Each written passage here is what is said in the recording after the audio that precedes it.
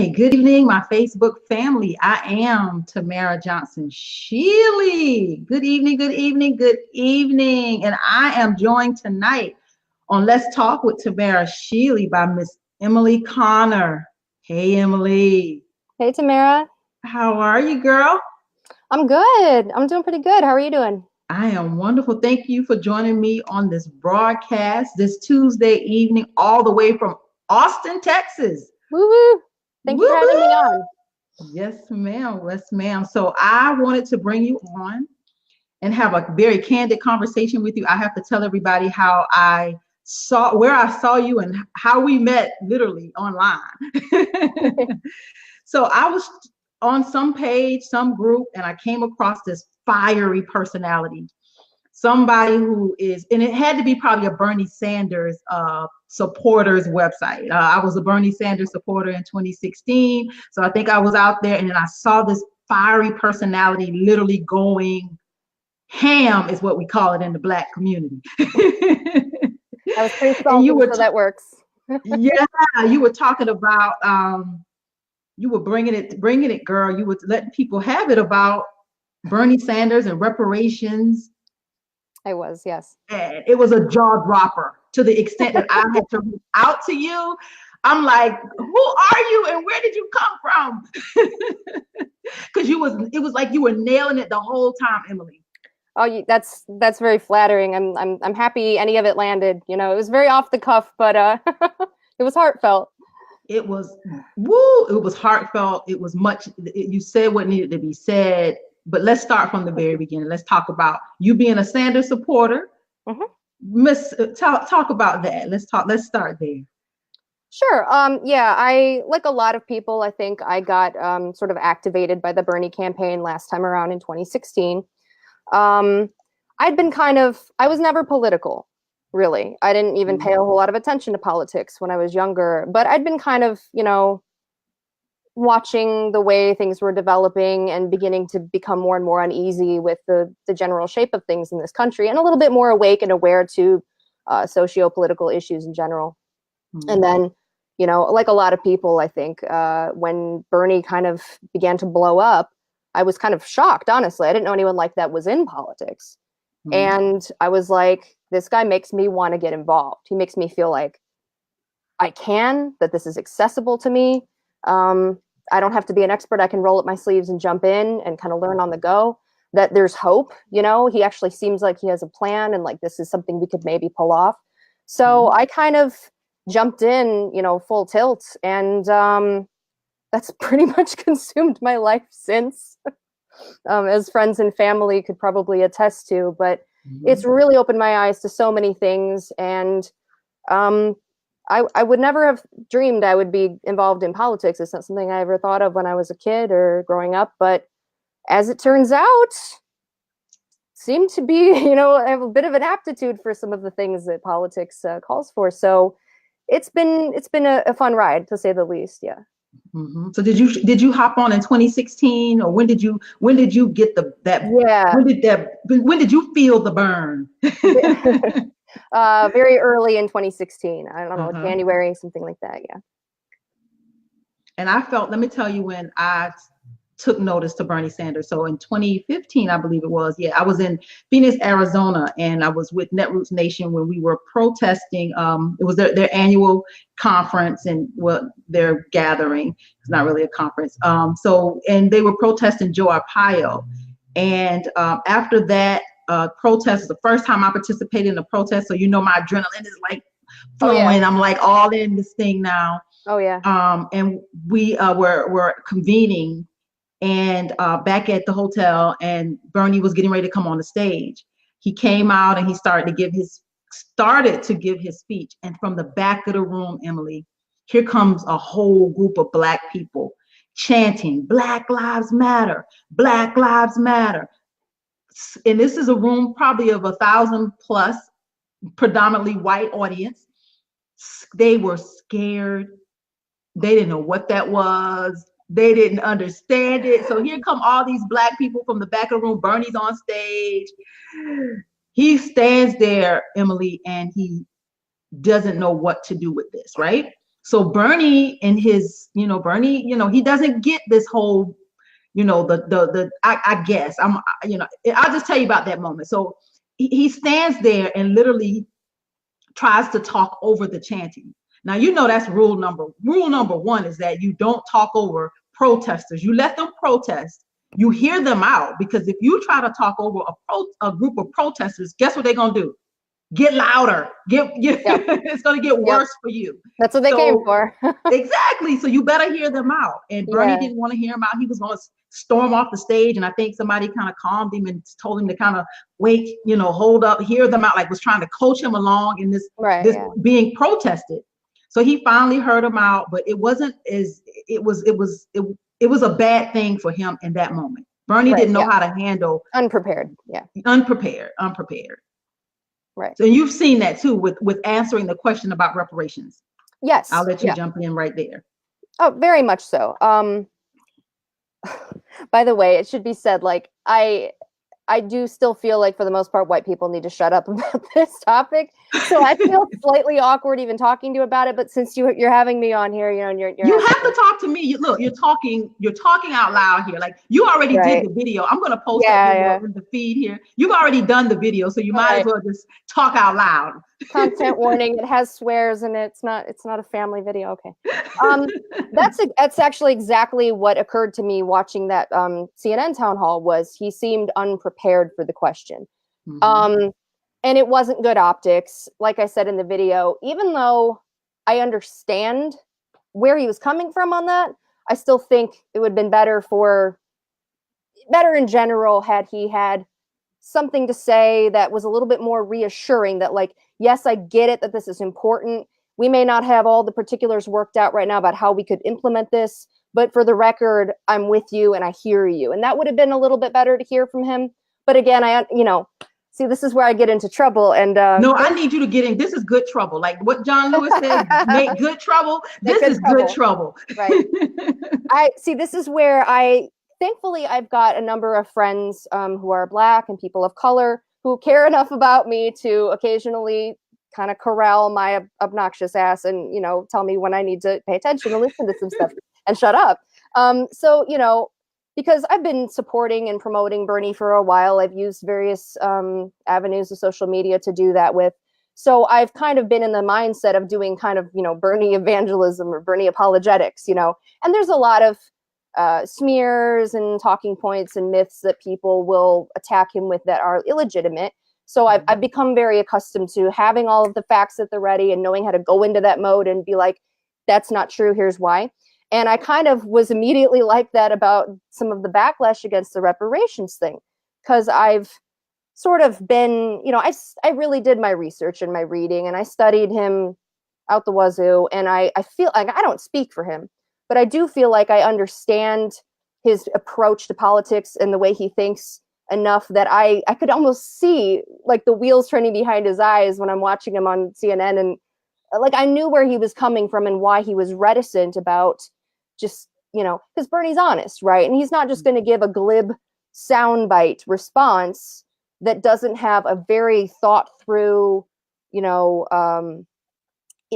a plan behind it, because he's not like a typical politician who'll just say anything for a good soundbite, right?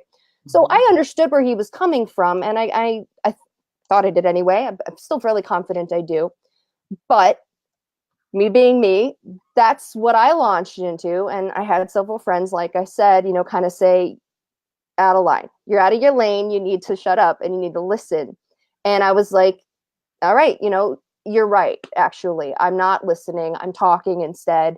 And this is an issue where I'm never going to be able to fully appreciate the perspective of the Black community on this issue. So I do need to shut up and I do need to listen more, and I need to let people air their grievances.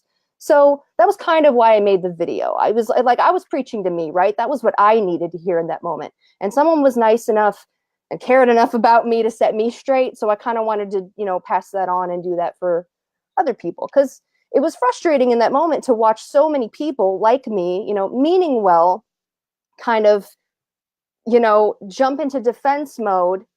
Because, like, we all understand, we want this guy to win. There's a lot riding on this. And I think when we hear him attacked, whether it's legitimate or illegitimate, there's sort of this, like, panicky defense thing that kicks in, and we just want it to not be true. We want to push back at it.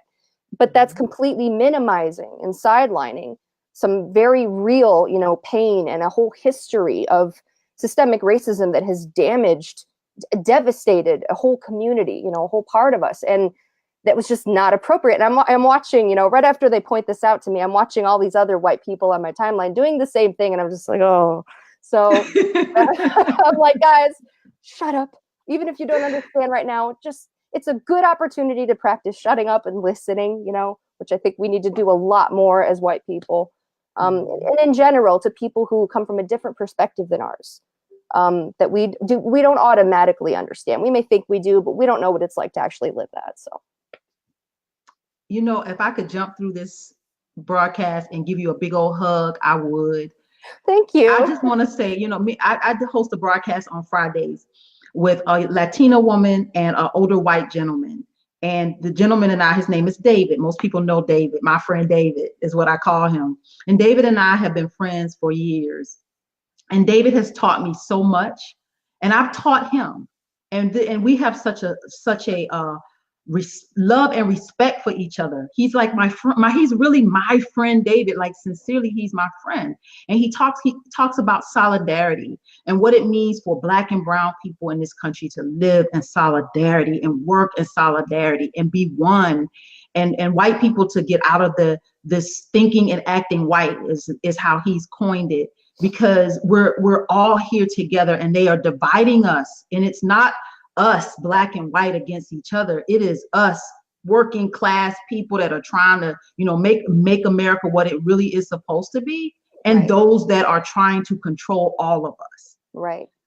And it's been such a beautiful relationship to have somebody who, and he and I mean, we tease each other because the optics of him being this old white dude and me being this radical Black woman, people are like, how are y'all friends? We are sincerely friends because we respect each other, and we respect, he's okay, he's white, I'm Black, but guess what? We're human. Right. Yeah. We're human. And I like I say, and so he and I actually did a broadcast this past couple days ago, Saturday. I don't know, my days are running together. And guess what we called it? What? Thank you, white allies. So I thought it was a play on words, because have you heard the Old Town, the country song, Old Town Rodeo?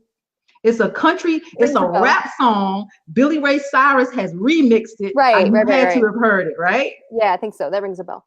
Yeah. So I wanted to thank Billy Ray Cyrus, because it's like, this is what solidarity looks like. Right. Yeah. And this what it looks like with me and you right here, right now. Well, thank you. I appreciate that. And it means a lot to me personally that that there are people of the Black community and the brown community and, every minority community that are still willing to give us a chance, despite how many times we've blown it in the past. It's like, we don't deserve it, but we're really thankful for it. And it's like, it's encouraging to see that that's still possible, that there is hope there, that we can learn to, listen better and cultivate some respect and some trust. So, well, let me tell you why. Another thing about what your video and the way, even though like you say, it's not family friendly, but you got your damn point across, girl. You meant what you said, and you meant it. You said it and you meant it. And what you were really trying to do in that moment was teach other white people what you learned about who we are and what we are and how better we can be together. And you got your point across, I think. So what kind of backlash did you get? Because you probably got some. I did. A lot of people were not happy. They were upset at what I was saying. They clearly felt attacked in some way. A lot of people kind of bristled at being told what to do, especially by someone who looks like a 16-year-old girl. And you're not. And it's like, no, I'm not. You look like you have such a youthfulness about you, but you're a really grown woman. I am certifiably a grown woman, unless my mom lied. Yeah. I actually just got out of a 10-year marriage. So you're really grown and really mature. Well, I would like to think, but Yeah, where was I coming from with this? Yeah, there was some backlash.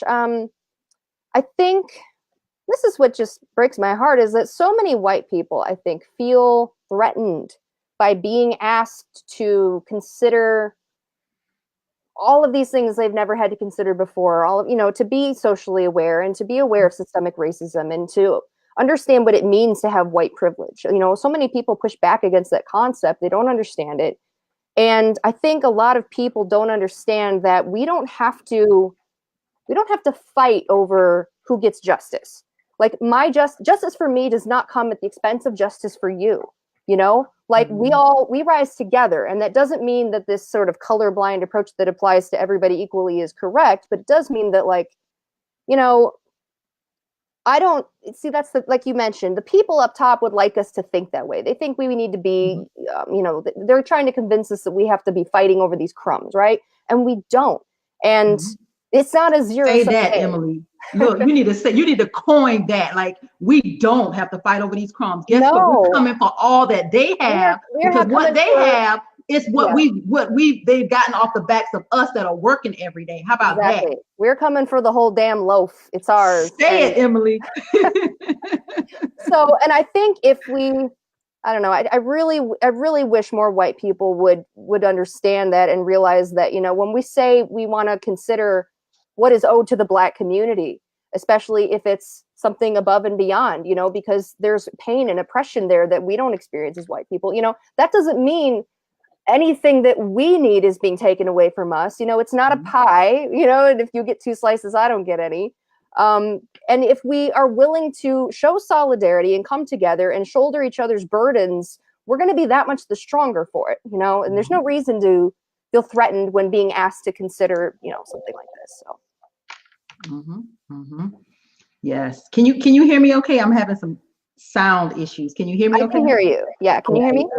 Good. So, I can hear some interference, but I can still hear you just fine. Okay, good. I'm hopeful that our audience want to thank those. Yes, we got a comment. I'm going to put it up on the screen. She says, yes, we're human. The biggest takeaway, let's forge toward the day when that sentiment dominates above all else, respect and compassion.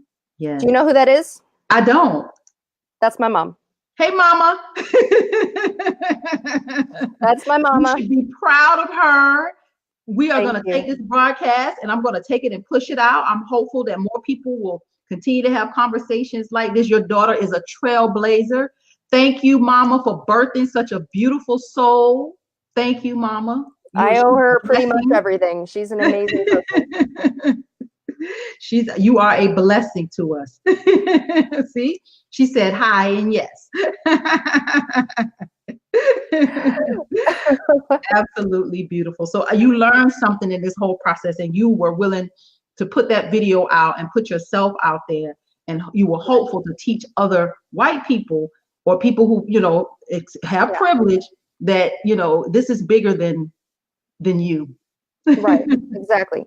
And it's not coming from a place of like, harshness or let's just criticize things to tear them down. It's like, we want to win, and in order to do that, we got to be better. We got to take every opportunity that comes at us to grow and to stretch and to be even better. And I think Bernie has shown, quite a capacity to do just that. It's one of the things I like about him. He's one of the only candidates who can be relied upon to listen. He's a bit stubborn, as I'm sure you saw. That first time he got protested, he didn't really know what to do with it. But then there was the time that it happened, and he gave the mic over and he stepped back. And afterwards, I believe he had a meeting with Black Lives Matter and with the leader of the organization. And, and then a little bit after that, on the national stage, on the debates, here's Bernie saying Black Lives Matter. I don't know as a white person what it's like to be a Black person. So, that and just in the time since that CNN town hall, we've already seen the conversation shift a bit on this. Bernie has said that if he were president and a bill, a reparations bill landed on his desk, he would absolutely sign it. I think Cory Booker has now introduced a bill to explore a commission to research reparations. I think Bernie has co-sponsored it. Pretty sure on that, but I would need to double check to make sure. Regardless, I think the conversation around this has helped to sort of encourage him to take a firmer stance on that, which I love. I love seeing that. And I think that's, at the end of the day, another thing to keep in mind is that no politician can do this. Like Bernie is always constantly reminding us, change comes from the bottom up.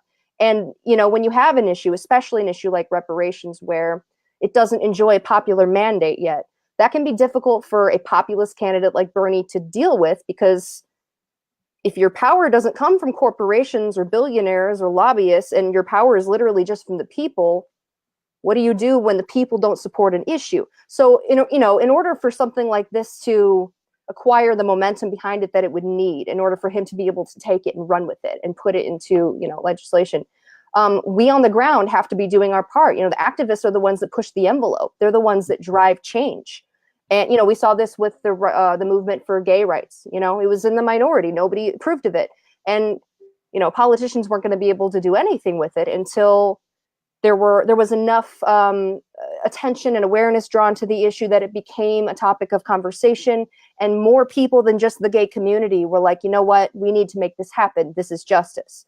And, I see definitely potential for that to happen with the reparations issue as well. It's just something that we have to be tackling from, we're the ones that can put boots on the ground and take this message to people and change minds and, demand better. And, should that continue, and I hope it does, I definitely do not see Bernie Sanders ever standing in the way of people, pushing him to the left or encouraging progress, So that's one thing I'm very encouraged by. And, okay, so at that event in 2015 in Arizona, Nina Turner was there. And at that time, she wasn't on his team. So she was actually sitting a few tables over from me. And she witnessed all of this too. Killer Mike wasn't on his team yet either. So the fact that when Bernie, as he's gotten further along in his campaign, he realized that he needed to listen with another set of ears and with his heart, and bringing on Nina Turner and giving her putting her on the forefront the way he has in the movement, which there's still a lot of work that needs to be done. But the fact that he listens to her, and I believe he does, I think they have a genuine relationship, and he really does listen. It's amazing to watch. She's a phenomenon. I love her to death. We all love Nina. Oh man. She's a force of nature. Yes, and then having Killer Mike, who's just, he's going to tell it like it is, and having Killer Mike to kind of be there to push him along as well. I think Bernie is headed. He was my candidate for 2016. He was my candidate for 2016, and as he gets this right, he's winning me over more and more again. So it's like, okay, Bernie, I need you to really embrace this. The ADOS movement is real. The American Descendants of Slavery is real. We're not going away. Those of us that support this, we're not going away. And if he wants to have the black vote the way he needs it, because he needs it, needs it. And we need him, and we all need each other in this. So I'm hopeful that Bernie's going to get this right. Me too. Very much so. Yes. You have been phenomenal. We have about 5 more minutes left in this broadcast, but I just want you to tell us about you. Like, where did this fire come from? Now, is Mama Misty, is she the fire, and you're just part of the flames? Where did this come from? Like, were you a feisty little girl? Like, where did this all come from? Actually, I was really quiet and introverted. For most of my life, I stayed inside and I read books, and I hated public speaking. I hated doing anything that drew attention to me. Mom's very much like that. But I did always for starters, I was homeschooled. So that's another thing I owe to her. And I think one big thing that did for me, not knocking public education at all, of course, it's a wonderful institution, but it did kind of get me in the habit of learning on my own and like seeking out information, and sort of educating myself above and beyond, the curriculum.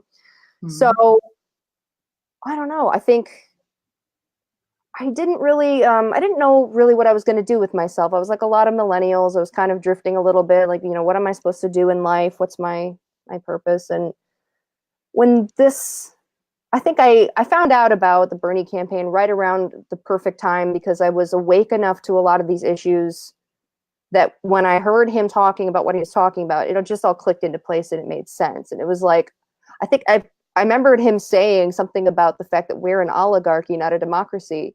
And I was like, oh, I know that word. I remember that word. And then the penny dropped, and I was like, he's right. We are an oligarchy. How have I not paid attention to this? And from there, it just kind of spiraled, and I got involved in some other movements, campaign finance, reform, election justice stuff. I was part of the original Democracy Spring March. I'm not sure if you're aware of that.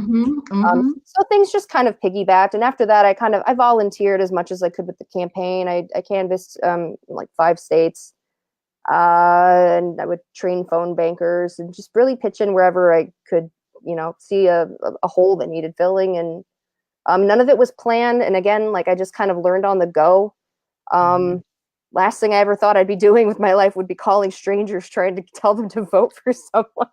But, to my surprise, a lot of this started to come pretty naturally, and I felt comfortable doing it. And it felt nice to be able to jump in and be part of something that was important and that mattered.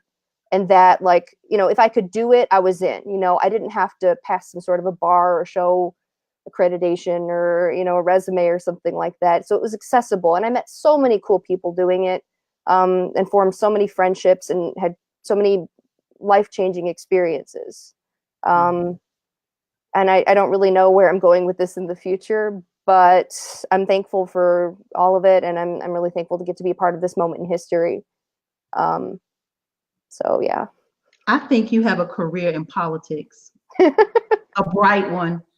Thank where you. you are maybe running for office.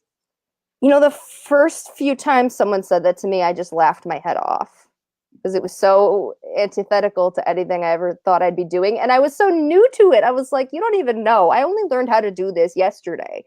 And I can't say at this point it's off the table. I would have to get a lot of things in a row. At the moment, I'm like, let's just get Bernie elected, right? Let's just get a Sanders administration so we can all have health care and not be dying trying to pay the bills, and then we'll be freed up to explore some more stuff. So I'm interested and curious to see where that goes. Well, I'm interested in seeing where you're going to go with this, because I think this is going to go, but I believe you have a very bright political future ahead of you.